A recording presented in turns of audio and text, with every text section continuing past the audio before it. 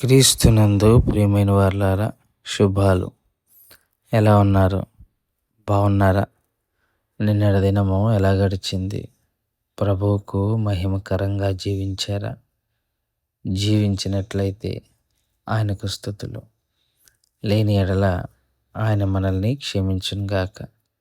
నేటి దిన ధ్యానాంశము మత్తయి సువార్త 7వ అధ్యాయం 7వ వచనం.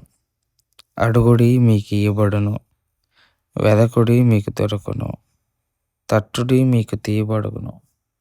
అడుగు ప్రతివాడును పొందును, వెతుకువానికి దొరుకును, తట్టిన వానికి తీయబడును.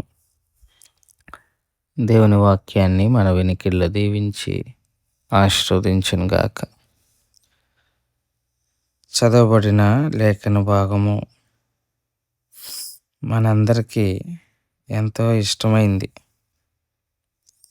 ఎందుకు నేను మనందరికీ ఎంతో ఇష్టమైంది అని అంటున్నానంటే, చాలాసార్లు చాలా ప్రసంగాల్లో ఈ వాక్యాలు మనం వింటూ ఉంటాం. ఆ విధంగా ప్రతి అవసరతలో మీరు అడగండి, దేవుడు మీకు ఇస్తాడు. మీరు వెతకండి, మీకు దొరుకుతుంది. తట్టండి, మీకు తీయబడుతుంది. యేసు నామంలో అడిగిన ప్రతివానికి దేవుడు ఇస్తాడు అని మనం మాట్లాడుతూ ఉంటాం. అయితే లోకభక్తుడు దానికి కాస్త వ్యతిరేకంగా రాస్తాడు. వ్యతిరేకం అనే కన్నా దానికి కొద్దిగా యాడ్ చేస్తాడు. అది ఈ మాటకు పరిపూర్ణత తీసుకొస్తుంది. అది లేకపోతే ఈ మాట మనము మిస్యూజ్ చేసుకోవచ్చు. లేకపోతే ఆ భ్రమలో మనం ఉండిపోతాం. అడిగితే ప్రతిదీ ఇస్తారని, అడగకపోతే ఇవ్వరని. కాబట్టి నీకు ఇప్పుడు ఇది అవసరమా, అర్జెంటుగా అడిగి ఇచ్చేస్తాడు ప్రభు అన్న రాంగ్ డాక్టరింగ్లోకి వెళ్ళిపోతాం. తప్పుడు సిద్ధాంతంలోనికి వెళ్ళిపోతాం. అడిగితే ఇస్తారు, కానీ ఏమిస్తారు, దేని గురించి ఆయన మాట్లాడుతున్నారు అన్నది పరిశీలన చేసుకుంటే లూకా సువార్తలో ఇదే ప్రస్తావన ఉంటుంది. లూకా సువార్త 11వ అధ్యాయములో 9వ వచనం. అటువలే మీరు అడుగుడి మీకు ఇవ్వబడును, వెదకుడి మీకు దొరకును, తట్టుడి మీకు తీయబడును అని చెప్పి క్రిందకి తీసుకొని వెళ్ళి 13వ వచనంలో ఉంటుంది. పరలోకమందున్న మీ తండ్రి తన్ను అడుగు వారికి పరిశుద్ధాత్మను ఎంతో నిశ్చయముగా అనుగ్రహించుచున్నాను. నేను చూసారా, ఏం అడగాలి అంటే దానికి స్పష్టత ఇక్కడ లోకభక్తుడు ఇచ్చాడు. పరిశుద్ధాత్ముడిని ఇక్కడ అడగాల్సింది, వెతకాల్సింది, తట్టాల్సింది పరిశుద్ధాత్ముడిని. ఆయన్నెందుకు అంటే ఆయనే మన విశ్వాస జీవితాన్ని ముందుకు తీసుకొని వెళ్ళగలగటానికి మనకు సహకరించే దేవుడు. ఆయనే ఏది అడగాలో అప్పుడు చెప్తారు.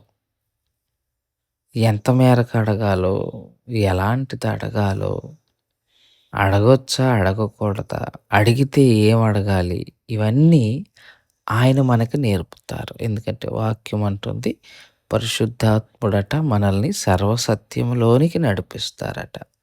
సర్వసత్యంలోనికి నడిపించటం అంటే మనం ఏది అడగాలో, మనము దేవుణ్ణి ఏది కోరాలి, మనకి అవగాహన తీసుకొని వస్తాడు పరిశుద్ధాత్మ. ఎప్పుడైతే పరిశుద్ధాత్ముడు మనలోనికి ప్రవేశిస్తారో, లేకపోతే మనము అనుగ్రహింపబడుతుందో, 2 విషయాలు జరుగుతాయి. ఒకటి, మనలో పాపానికి అవకాశం ఎవరు. 2, అడిగేదల్లా దేవునికి ఏది అనుకూలమో అది అడుగుతాడు. అందుకే ప్రభువు మనకి పరిశుద్ధాత్ముడిని ఇస్తారు.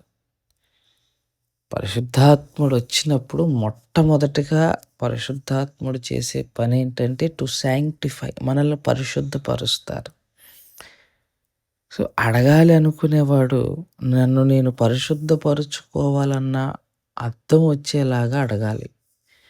పరిశుద్ధాత్ముడు లేకపోతే నన్ను నేను పరిశుద్ధపరుచుకోవాలని అడిగితే పరిశుద్ధాత్ముడు నిన్ను పరిశుద్ధపరిచి దేవుని దృష్టికి ఏది యోగ్యమైందో అది నీకిస్తారు.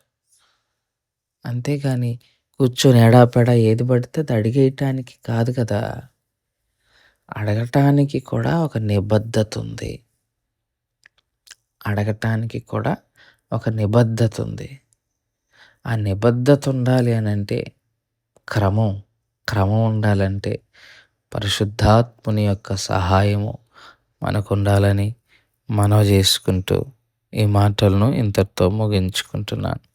దేవుడు దీవించి ఆశీర్వదించును గాక. ప్రార్థన చేసుకుందాం. మమ్మల్ని మిక్కిలిగా ప్రేమించిన మా ప్రియ పరలోకపు తండ్రి, మీ పాదాలకు స్తోత్రాలు స్తుతులు చెల్లించుకుంటున్నాం. ఉదయకాల సమయంలో ఈ రీతిగా మీ పాద సన్నిధిలో చేరి మిమ్మల్ని స్తుతించడానికి ఇచ్చిన సమయాన్ని బట్టి మీకు స్తోత్రాలు. అయినా బలహీనులుగా ఉన్న వారందరినీ జ్ఞాపకం చేసుకొని బలపరిచి ఆరోగ్యాలకు ముద్ర వేసి చాలిన దేవుడుగా ఉండి నడిపించమని యేసు నామంలో అడిగి వేడుకుంటున్నాం తండ్రి. ఆమేన్. God bless you.